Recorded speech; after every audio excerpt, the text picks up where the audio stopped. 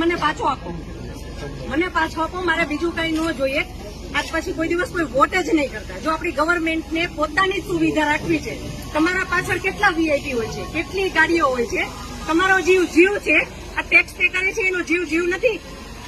આ છોકરાઓનું શું, આનું ભવિષ્ય શું? આને ડોક્ટર બનાવી છે, આને એન્જિનિયર બનાવો છો, હું કઈ રીતે બનાવીશ? નહીં, મને ન્યાય જોઈએ. મારા છોકરાનું ફ્યુચર ખરાબ ન થવું જોઈએ.